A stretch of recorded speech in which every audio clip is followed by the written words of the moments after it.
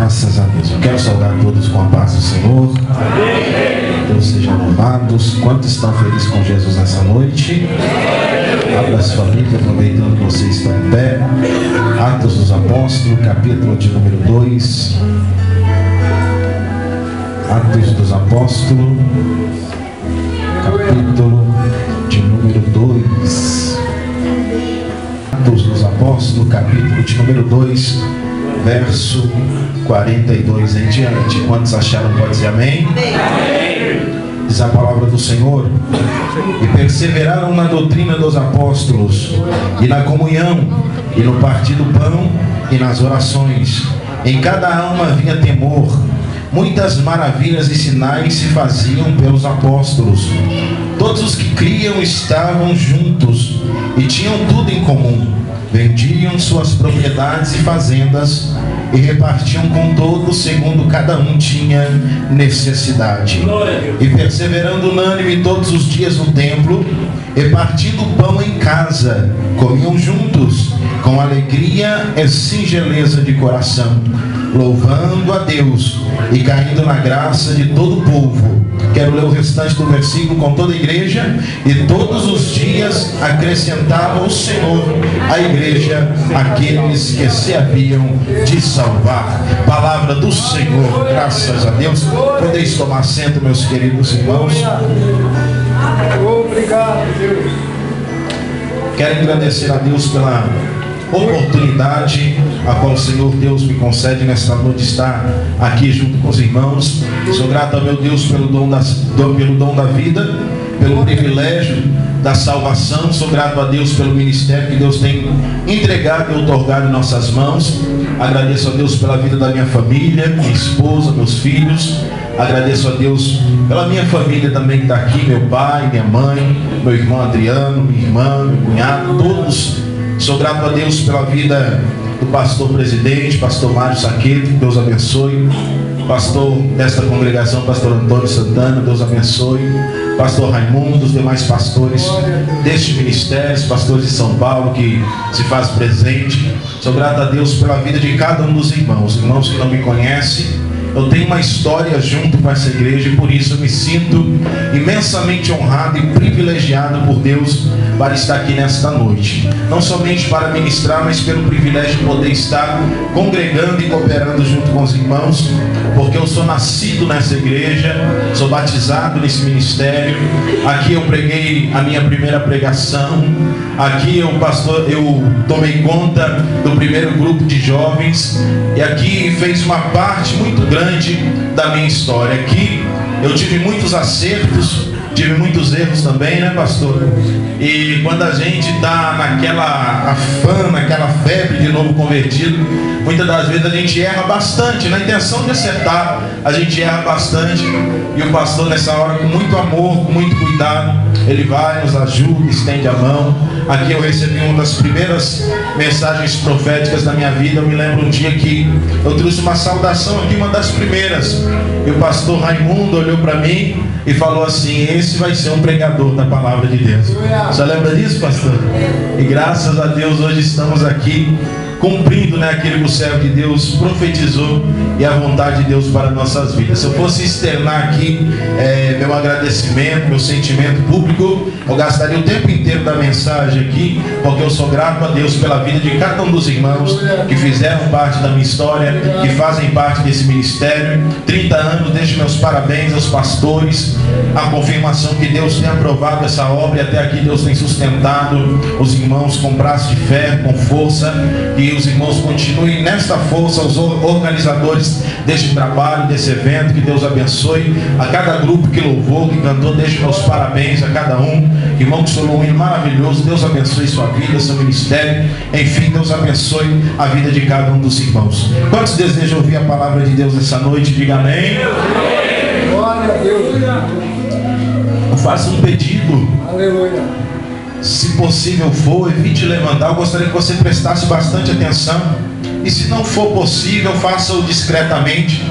Eu prometo aos irmãos que não serei extenso, pois entendo que tem pessoas de fora, alguns que ainda vão viajar nessa noite. Por isso eu quero ser bem resumido, mas bem sucinto em minhas palavras, Eu gostaria que você abrisse o seu coração e os seus ouvidos para você entender a voz de Deus nessa noite. Eu estava orando ao Senhor e eu confesso que eu não tenho por costume sair fora do texto a qual é selecionado como tema em todos os trabalhos que nós vamos pregar e ministrar. Porém, se você conseguir entender, eu já não gostaria de sair fora do tema, mas de sair um pouquinho fora do texto que foi escolhido. Porque eu estava orando ao Senhor e o Senhor incomodou fortemente meu coração a respeito de algo muito sério e muito profundo que eu gostaria de compartilhar com os irmãos aqui nesta noite. A mensagem tem por título: Manual de Crescimento da Igreja. O Manual de Crescimento da Igreja. Quando nós falamos de igreja, nós falamos de um projeto, de um propósito que nasceu no coração do Senhor na eternidade. Projeto e propósito esse que se deu início há mais ou menos 2000 anos atrás, quando Jesus se fez carne e esteve entre nós. E uma das passagens que eu acho muito interessante é quando ele estava com seus discípulos e ele pergunta assim: quem dizem as pessoas que eu sou? Quem os homens estão dizendo a respeito de mim? Então ali começaram a dizer: uns dizem que o Senhor é Elias, outros dizem que o Senhor é João Batista, outros dizem que o Senhor é um grande profeta que se levantou entre nós. Aí ele pergunta: mas e vocês? Para vocês, quem sou eu? Para vocês, o que eu represento para vocês, na vida de vocês, para vocês, o que vocês entendem de mim, quem sou eu para vocês? Então naquele momento o apóstolo Pedro, ele toma a palavra, ele pede a oportunidade para falar e diz assim: tu és o Cristo, o Filho do Deus vivo. Então Jesus vira para ele e fala assim: bem-aventurado és tu, Simão, não foi carne nem sangue que te revelou, mas essa revelação veio do céu, do meu Pai eterno. E ele diz: mas em verdade te digo que tu és Pedro, e sobre esta pedra, sobre esta revelação que tu trouxeste, eu edificarei a minha igreja, e as portas do inferno não prevalecerão contra ela. Por isso estamos de pé. Mas preste atenção, desde o início, quando o diabo ele entende, quando o diabo percebe que Jesus ele vem com uma missão, ele vem com uma responsabilidade de levantar um povo, de restaurar um povo, de levantar a sua igreja, de alcançar vidas, de alcançar almas. Então ele tem uma intenção primordial que muitos pregadores às vezes se equivocam, ou às vezes repetem porque ouviram alguém dizer sem buscar base e profundidade na Bíblia. E eles dizem assim que quando Cristo deu o brado na cruz do Calvário, houve festa no inferno, porque o diabo se alegrou dizendo: matamos ele. Isso é uma grande mentira, um grande erro teológico, porque nunca houve festa no céu quando Jesus subiu à cruz do Calvário. Desde o início, a intenção de Satanás nunca foi matar, nunca foi crucificar a Cristo. Desde o início, a intenção de Satanás sempre foi fazer com que Cristo não subisse à cruz, fazer com que Cristo não estivesse lá. É por isso que quando ele está pregado, muitas pessoas passam, menem a cabeça e fala: se tu és o Cristo, desce daí. É por isso que o ladrão, ele olha para ele e fala: se tu és o Cristo, salva-te a ti mesmo e também salva nós. Ei, irmão, Jesus tinha uma opção na cruz do Calvário: ou ele salvava a si mesmo, ou ele salvava você. Ele não podia salvar duas pessoas: ou ele salvava a si mesmo, ou ele salvava você. Deixa eu te dar uma notícia para você dar glória a Deus: ele escolheu você, ele escolheu você, ele escolheu você.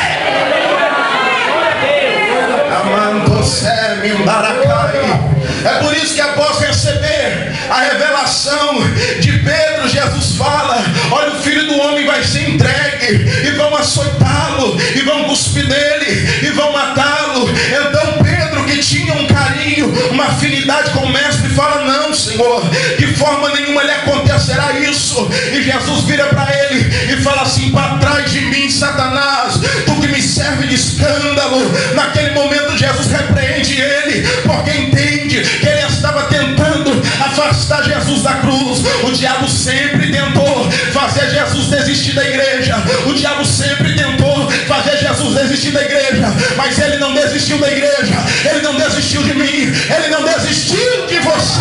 E por isso, quantos podem glorificar o nome dele nessa noite?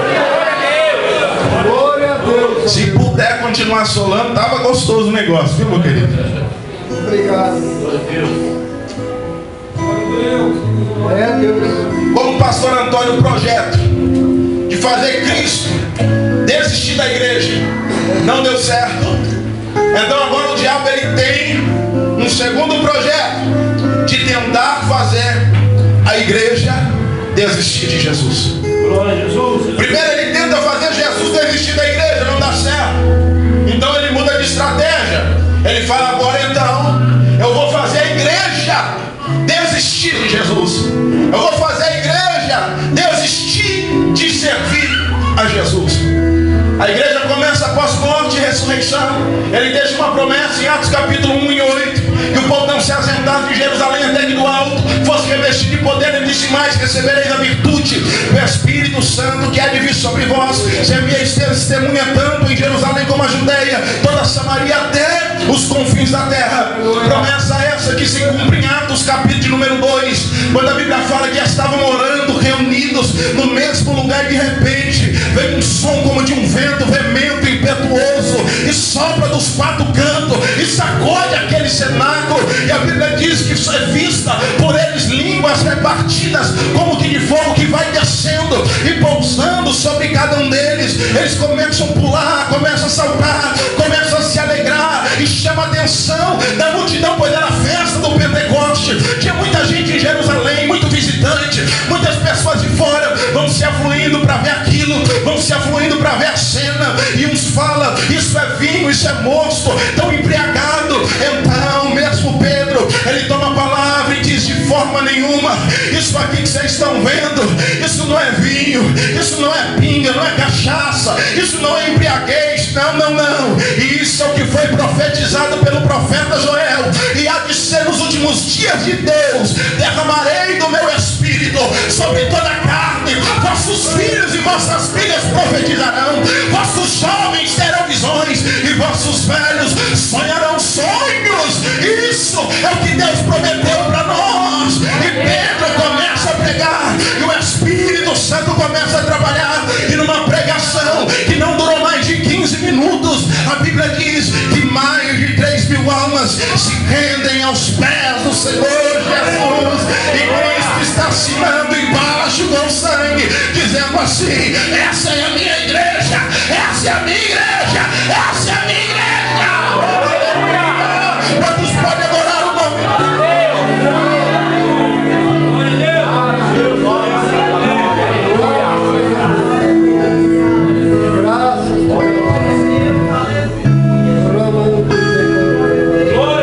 Agora o diabo se levanta para tentar parar a igreja. O diabo se levanta para fazer com que a igreja saia do foco, do propósito a qual estava. Ele começa então com perseguição.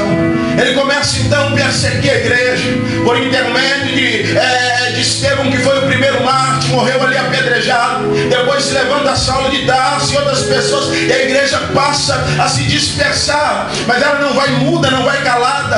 A perseguição que tinha por objetivo abafar e ofuscar a igreja só serviu para que a igreja crescesse ainda mais. A Bíblia diz que eles vão por todas as partes e vão anunciando a palavra, vão pela Judeia, vão por Samaria, e vão pregando, e vão evangelizando, e vão anunciando, até que por intermédio de Paulo, que se converte, o evangelho alcança até os confins da terra, e todo mundo habitado e conhecido até a época. Eles cumprem o ID, eles cumprem a vontade do Senhor, mas para isso o preço a se pagar era caro. Todos os apóstolos de Cristo, exceto Judas, que morreu pelas suas próprias mãos e depois foi substituído por Matias, todos os 12 apóstolos, eles foram perseguidos, e todos eles morreram martirizados, doaram a sua vida, doaram o seu sangue em favor da causa de Cristo. A perseguição se intensifica e os cristãos passam a ser perseguidos. Mas por quê? Eles não falam mal de ninguém, eles não criticam ninguém, eles não saem ofendendo ninguém, mas a santidade do crente ofende e incomoda a impureza na vida do ímpio. Não sei se você já teve essa experiência. Às vezes você é chamado para trabalhar num lugar, aí você começa a trabalhar, você não fala mal de ninguém, você não provoca ninguém, você não irrita ninguém, mas ali se levanta um, se levanta outro e começa começa a te odiar e começa a te perseguir. E você fala: mas Deus, por quê? Eu não fiz nada para essa pessoa, eu nunca fiz nada para ele. Você não fala do pecado dele, mas a sua santidade incomoda ele. A igreja foi chamada para isso, irmão, porque antes de palavra nós pregamos com gestos e com atitudes. Por isso às vezes nós somos perseguidos sem palavra, sem dizer nada, sem ofender ninguém, mas a pessoa se sente incomodada, porque saiba que a sua prudência, a sua santidade incomoda aqueles que estão nas trevas. A sua luz ofusca os olhos daqueles que estão nas trevas. Essa é a igreja de Cristo. Ela vai andando, vai caminhando, vai marchando, mas o diabo, não contente com isso, ele resolve intensificar a perseguição. Preciso matar, preciso destruir, preciso aniquilar. Mas Jesus está dizendo: é a minha igreja, as portas do inferno não prevalecerão. Glória a Deus. O endemoniado chamado Nero assume o trono, assume o governo romano, e esse moço excede a sua maldade até o limite. Ele começa a perseguir os crentes. Ele persegue o apóstolo Pedro, que segundo a história, muitos ali se reuniam. Quando souberam da perseguição, dizia: Pedro, foge. E Pedro dizia: não vou fugir, eu vou permanecer aqui. E dizia Pedro: o imperador quer a sua cabeça. Pedro dizia: não vou fugir, eu vou permanecer aqui. E de tantas pessoas da igreja insistir, Pedro foge. Pedro então resolve fugir de Jerusalém. E quando ele está nas portas de Jerusalém, ele tem uma visão, e ele vê Jesus Cristo entrando dentro da cidade. Ele fala: Senhor, aonde tu vais? E Jesus fala: eu vou morrer crucificado de novo. Então Pedro entende, através dessa revelação, que Jesus estava lhe cobrando aquilo que já havia sido profetizado. E ele não foge, ele resolve voltar. E segundo a história, ele é morto, crucificado. Mas antes da sua crucificação, ele pede: por favor, me coloque crucificado de cabeça para baixo, porque eu não sou digno de morrer como meu mestre Jesus morreu. A história diz: Nero então persegue, pelas mãos de Nero também perece o apóstolo Paulo, que após escrever a sua última carta endereçada a Timóteo, ele foi tirado da cela por 2 soldados. E antes dos soldados levarem ele para ser decapitado, os soldados pediram oração para Paulo, e Paulo abençoou esses homens, e depois foi entregue ao martírio, dizendo: combati o bom combate, acabei a carreira e guardei a fé. Aleluia!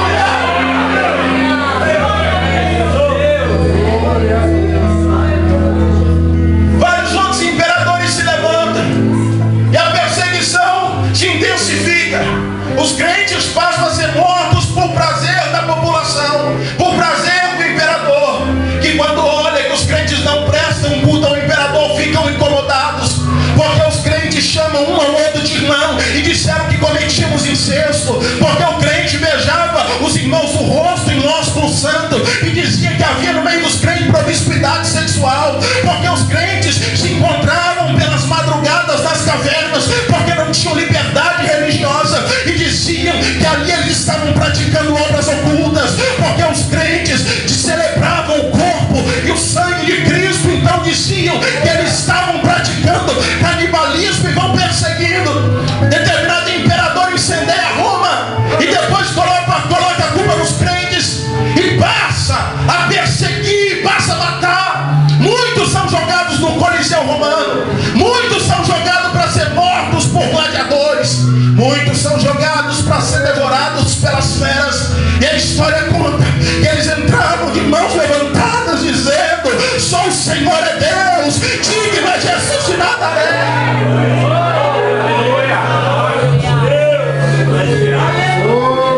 Muitos foram queimados, e os seus corpos eram incendiados à noite para servir de iluminação para a cidade romana.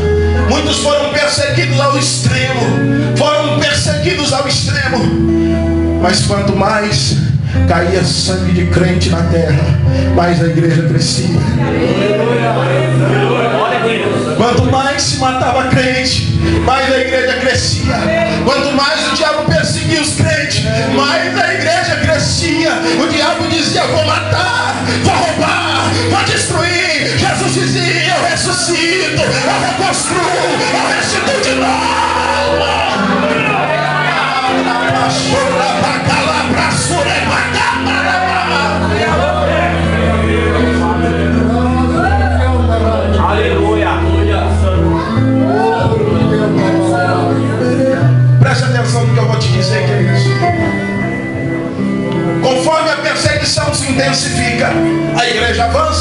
a igreja cresce.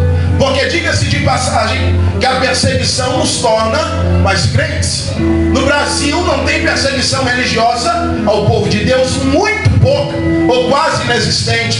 Mas alguns anos atrás, quando os crentes eram perseguidos, quando fazia piadinha com o nosso nome, quando as pessoas zombavam de nós, quando nós passávamos na rua com a Bíblia debaixo do braço, nessa época, nesse tempo, quem era crente de verdade. Quem servia a Cristo, servia de verdade. Porque servir a Cristo representava você ser humilhado, você ser excluído, você ser taxado como careta, quadrado e tantas coisas mais. Logo, a perseguição trazia pureza e santidade na vida daqueles que realmente queriam servir a Cristo. De forma que a liberdade faz o oposto. Mas muitas pessoas servir descompromissado. Se der para ir no culto, eu vou. Se não der, não vou, não tem problema. Se eu estiver bem disposto, eu vou lá. Se eu estiver meio cansadão, eu não vou. Não precisa ligar para o pastor. Não precisa dar satisfação. Ninguém tem nada a ver com a minha vida. Logo, a liberdade traz certo comodismo.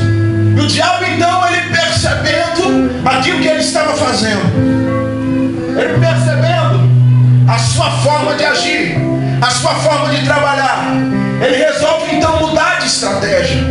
Ele resolve usar a estratégia que ele usou lá no livro de Números, quando o profeta Balaque pediu para Balaão amaldiçoar o povo de Deus, e Balaão tentou e não conseguiu.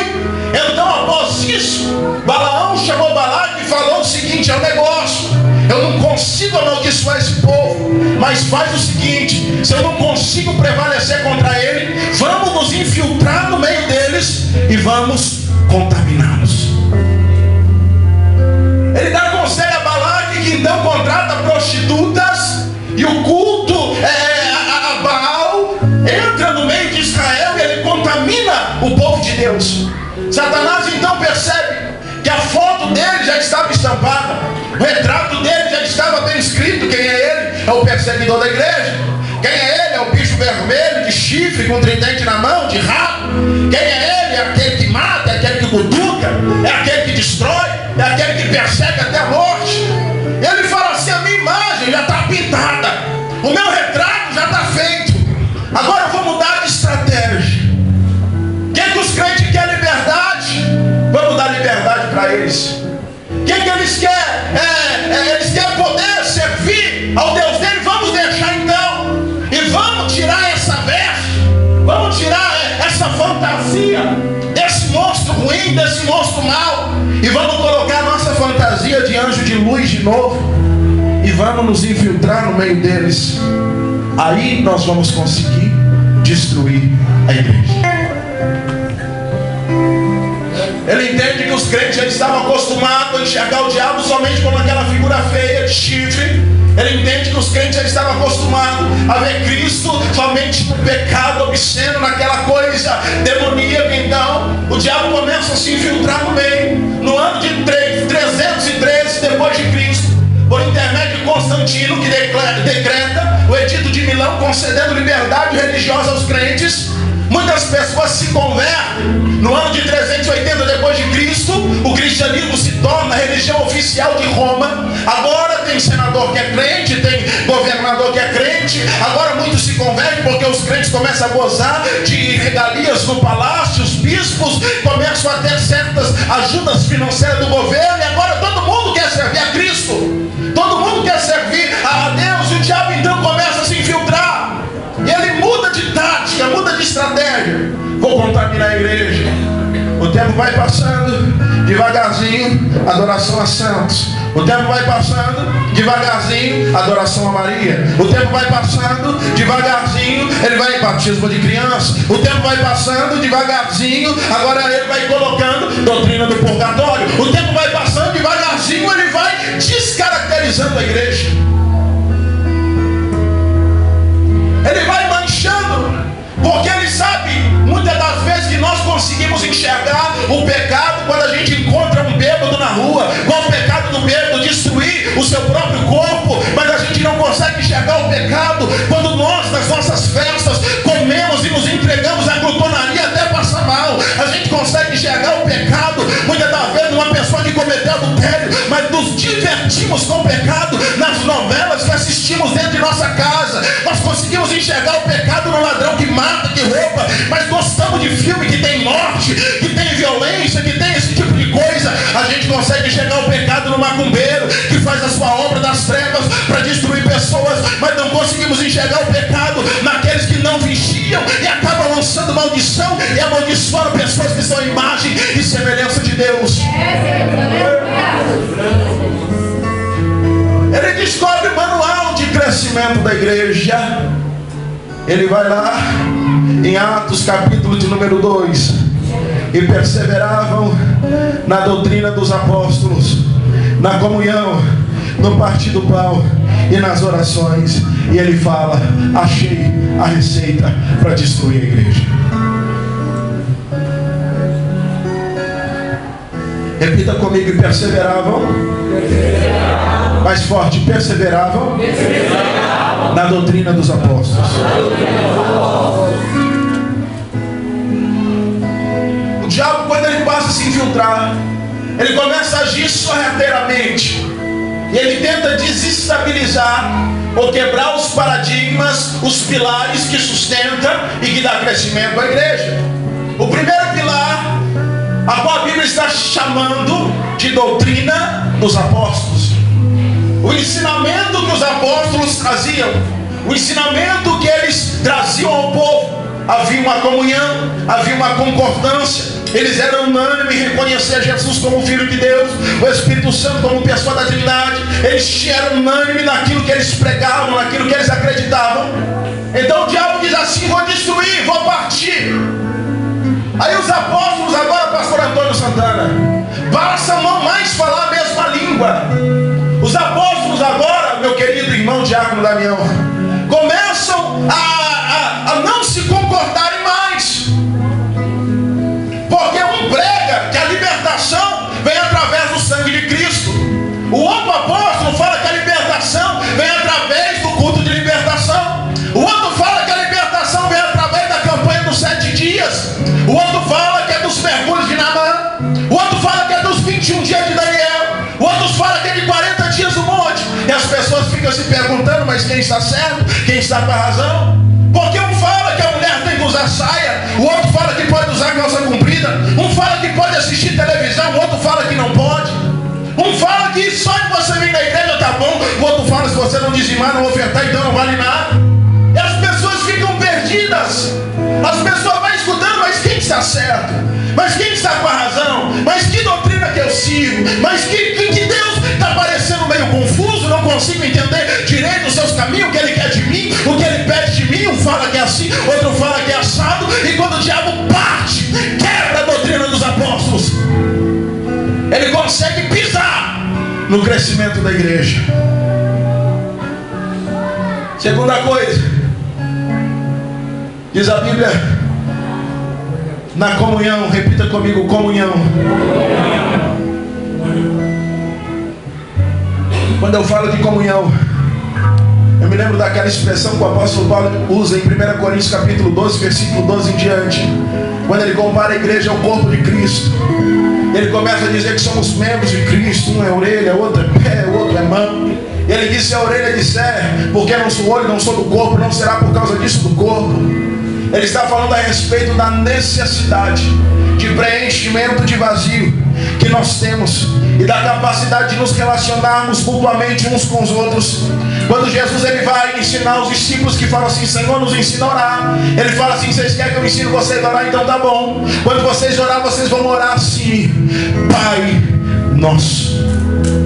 Ele não diz: vocês vão orar meu Pai ou Pai meu. Ele diz: vocês vão orar Pai Nosso. Epa, mas eu sou novo, ele é velho. Mas eu sou preto, ele é branco. Mas eu sou rico, ele é pobre. Como eu vou orar Pai Nosso? Eu gosto de trabalhar, ele é preguiçoso. Eu gosto de música agitada, ele gosta de música lenta. Eu gosto de tirar muito tempo de oração, não gosta muito de orar, ele gosta mais de ler. Pai Nosso. Mas como? Eu não me identifico com as canções que ele canta. Eu não gosto do jeito que ele toca. Eu não gosto da forma que ele prega. Pai Nosso. Chamando que é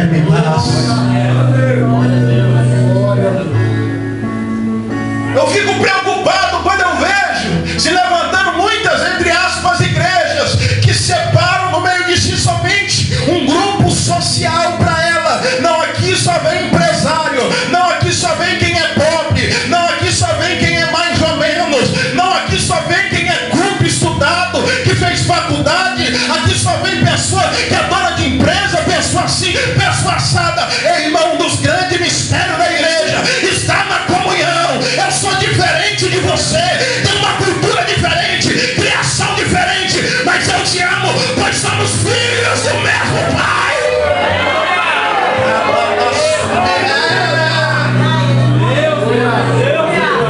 Glória a Deus. Aí ele começa para tentar quebrar a comunhão. Aí quando não está pregando, ele fala assim: ei, você prega melhor que ele. Aí quando não está louvando, ele fala assim: ei, você canta melhor. Aí quando não está tocando, você fala: está vendo? Ó, que a pessoa lá não toca nada, você toca muito melhor que ele. Aí quando tem congresso, aí a gente fica: quem pregou melhor foi o primeiro dia, o segundo dia, o terceiro dia do com. Quem foi o melhor? Ei, irmão, aqui não está quem é melhor pregador. Aqui ninguém é melhor do que ninguém. Um completa o outro. Um completa o outro. O que eu não tenho, você tem. O que você não tem, o outro tem. Isso é igreja. Isso é comunhão. Ele trocou a comunhão pela competição. E agora passamos a competir e não mais nos comungar. Passamos a ver quem é melhor e não mais fazer o melhor para o nosso Deus. Ei, deixa eu te dar uma notícia: Jesus Cristo é a única estrela que brilha aqui nessa noite. Ele é o único melhor desse congresso. Ele é o que está presente. Ele é o que edifica a igreja. Aleluia. Glória a Deus. Glória a Deus. Repita assim comigo: e perseveravam na doutrina dos apóstolos, e na comunhão, e no partir do pão. Aleluia. Parece a mesma coisa, né, pastor? Parece a mesma coisa, mas não é. Parece a mesma coisa: comunhão e partir do pão, mas não é. O versículo de número 46 diz assim: perseverando unânimes todos os dias no templo, partindo o pão em casa. Repita comigo: partindo o pão em casa. Comiam juntos, com alegria e singeleza de coração. Sabe por que a igreja era uma igreja forte? Sabe por que a igreja era uma igreja que crescia? Sabe por que a igreja era uma igreja que avançava? Porque era uma igreja que tinha doutrina dos apóstolos, que tinha comunhão e que partia o pão em casa. Ou seja, tinha estrutura familiar. Quando eu falo de refeição, em todas as vezes que aparece refeições na Bíblia, está falando não simplesmente do ato de comer, encher a barriga, estufar o bucho. Não, não, não. Está falando do ato de se comungar, está falando do ato de se reunir, está falando de um ato sagrado, tão sagrado que o próprio Jesus disse em Apocalipse: eis que a sua porta e bato, se alguém ouvir a minha, se alguém ouvir a minha e abrir a porta, entrarei em tua e com ele cearei e ele comigo. As famílias eram edificadas e a história nos conta. Por quê? Porque elas partiam o pão juntas. A hora da refeição era a hora sagrada. Era a hora que o marido ia estar perto da mulher. É a hora que os pais estariam perto dos filhos. É a hora que haveria conversas, que haveria desabafos, que haveria colocar os panos sujos para se tornarem limpos. Era um momento sagrado. Todos os grandes pregadores que eu conheço, Moody, John Wesley e tantos outros, foram homens que foram ensinados e criados no partir do pão, porque era o momento em que a família se reunia e dava graças a Deus pela comida sobre a mesa. Era o momento em que se conversava, era um momento sagrado. E o que é que o diabo está fazendo nos dias atuais? Ele quebra isso. Porque no momento da refeição, o marido lembra que tem um jornal nacional para assistir. A mulher lembra que precisa esquentar mamar para a criança pequena. O filho lembra que precisa receber a mensagem que chegou no WhatsApp. E cada um vai para um canto, cada um se isola. Estamos vivendo famílias que não se comungam, marido que não conhece a mulher, mulher que não conhece o marido, pais que não conhecem filhos. Em meio à criminalidade, quando chega a notícia no pai, seu filho está preso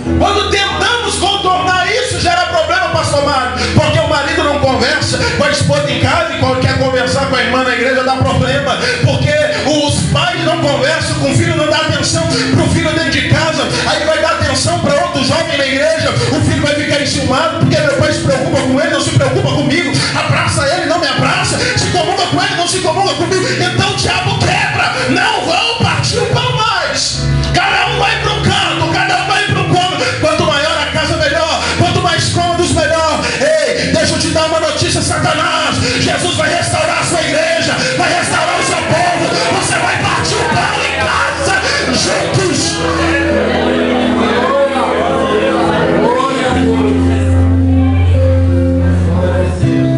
Mulher, vem cá, criança, vem cá, todo mundo dá as mãos, fecha os olhos, vamos fazer uma oração, meu Deus. Obrigado pela minha família, Senhor, obrigado pela minha esposa, Senhor, obrigado pelos meus filhos, Senhor, obrigado pelo pão nosso que está sobre a minha mesa.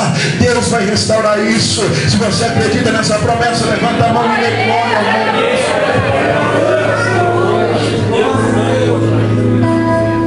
Glória a Deus. Glória a Deus. Doutrina dos apóstolos, comunhão, partir do pão e orações. Repita comigo, orações. Ai, ai, ai, ai, ai.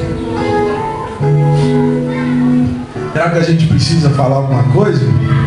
Fala ou não fala? Fala ou não fala? Coitado da reunião de oração. Está em estado de coma há muito tempo, irmão. E há muitas igrejas ela já faleceu, já enterraram, sepultaram.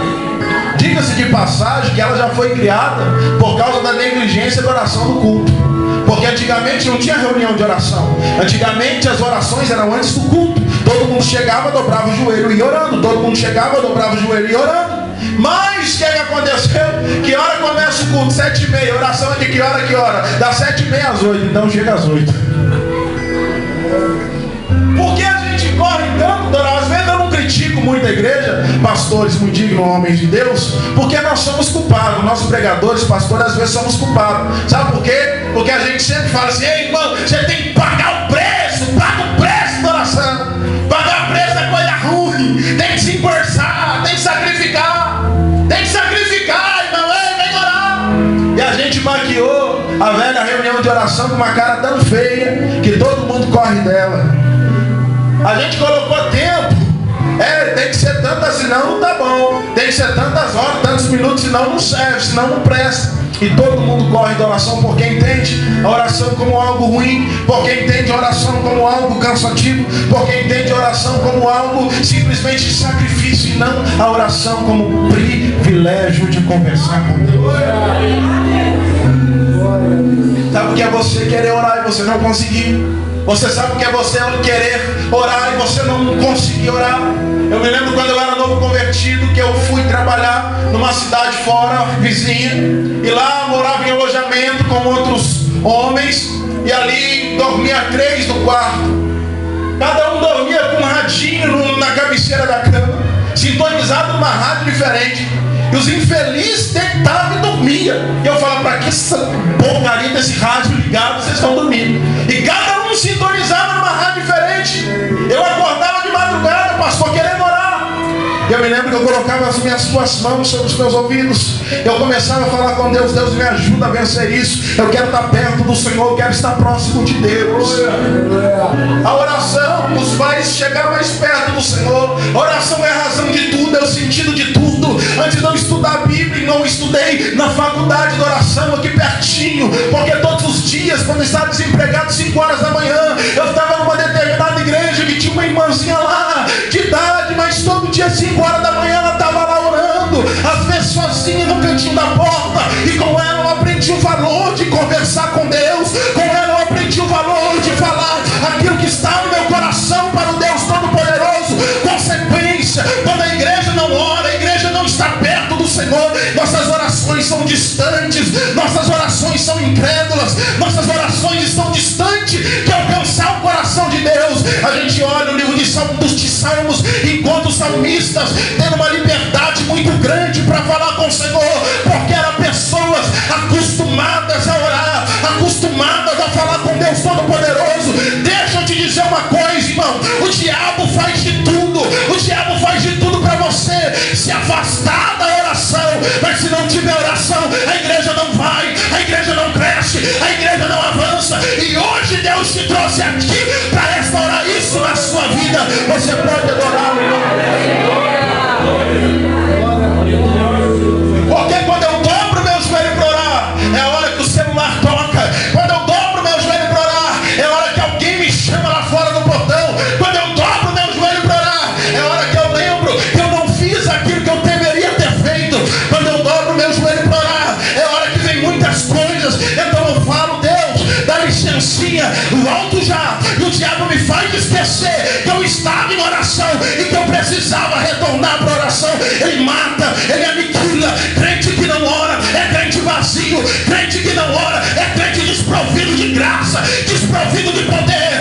Ei, Deus está dizendo: é tempo de restaurar a oração. Edificarei a minha igreja e as portas do inferno não prevalecerão. No livro de Atos dos Apóstolos, quando eu falo a respeito de oração, você vai ver, a igreja crescia porque a igreja orava. A igreja crescia porque a igreja orava. Em Atos capítulo número 3, a Bíblia diz: Pedro e João, na hora da oração, a hora nona, aleluia, foi que o milagre da cura do coxo aconteceu. Em Atos capítulo de número 6, quando teve a contenda das viúvas dos gregos, das viúvas dos judeus, então os apóstolos reuniram e disseram: não, nós não vamos deixar o ministério para servir a mesa, vamos escolher diáconos e nós perseveraremos na oração e no ministério da palavra. Em Atos capítulo número 9, após Saulo ter um encontro com Jesus Cristo, o Espírito Santo vai até Ananias e fala assim: Ananias, levanta-te, vai à rua chamada direita, procura na casa de Judas por um homem de Tarso que se chama Saulo, pois eis que ele está orando.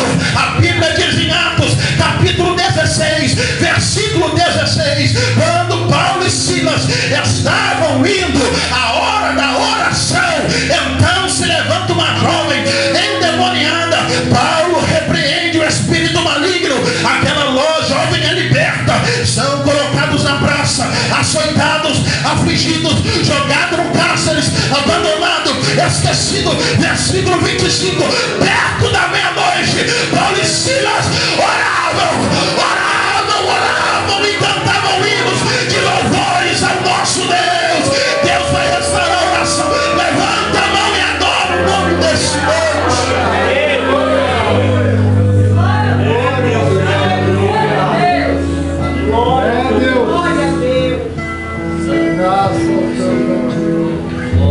Quantos estão entendendo a voz de Deus? Diga amém. O Espírito de Deus está nessa noite aqui nesse lugar.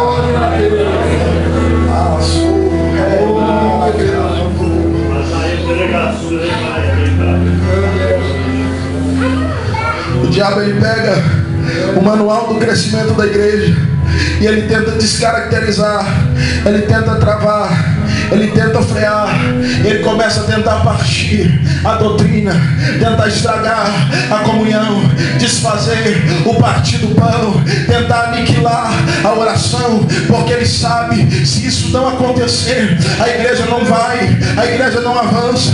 Porque hoje está tão difícil a salvação de alma na igreja, porque hoje está tão difícil, irmão, a gente participar de cultos avivados, porque hoje está tão difícil Jesus batizar com o Espírito Santo, porque hoje está se levantando tanto superstar, popstar na igreja, porque essas coisas estão cada vez mais raras. Quando aparece alguém que revela, vai todo mundo atrás. Quando aparece alguém que cura, vai todo mundo atrás. Ei, irmão, sinais não é para A, para B, não é para você seguir os sinais, é para os sinais seguir você. Ei, o ministério, a unção precisa estar sobre a igreja. Deus levantou um corpo. Paulo diz: um tem revelação, outro tem visão, outro tem doutrina, outro tem salmo, outro tem cântico, outro tem palavra. Essa é a igreja.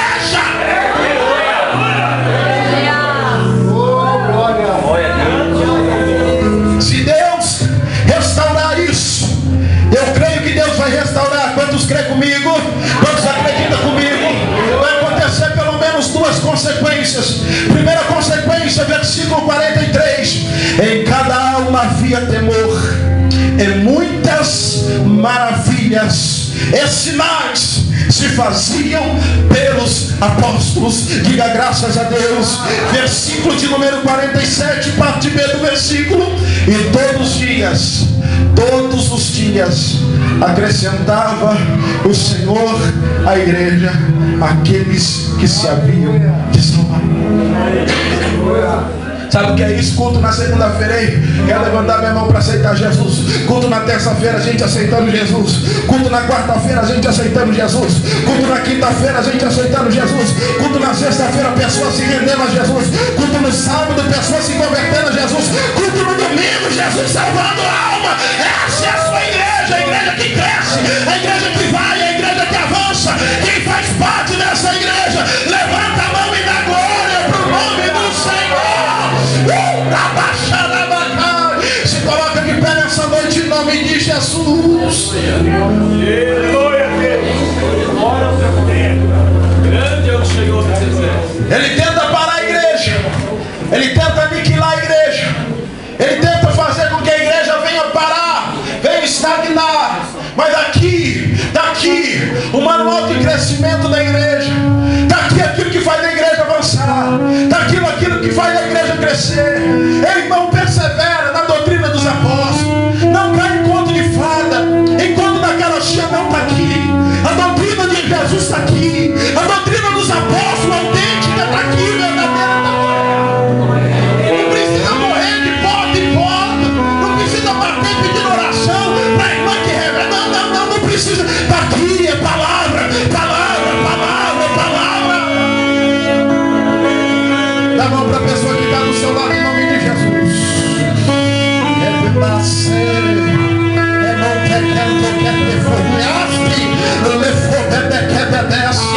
Se você puder falar pelo menos para 2 pessoas nessa noite: eu preciso de você, pastor Santana, eu preciso de você, pastor Mário, eu preciso de você, meu querido, eu preciso de você, pastor Raimundo, eu preciso de você, essa igreja.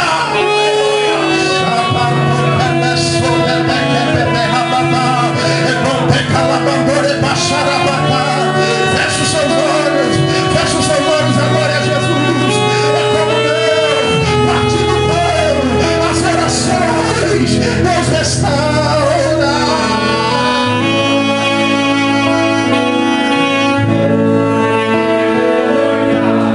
Para as suas obras a outra geração, e anunciará as tuas proezas. Uma geração louvará as tuas obras a outra geração, e anunciará as suas proezas. Geração de vencedores, geração de vitoriosos. É o teu povo, Senhor, é a tua igreja, Jesus. Ai, cantorema xarabá, oh, camasui, cantorema. Adore a Deus essa noite, adore a Deus essa noite. Exalte o Senhor.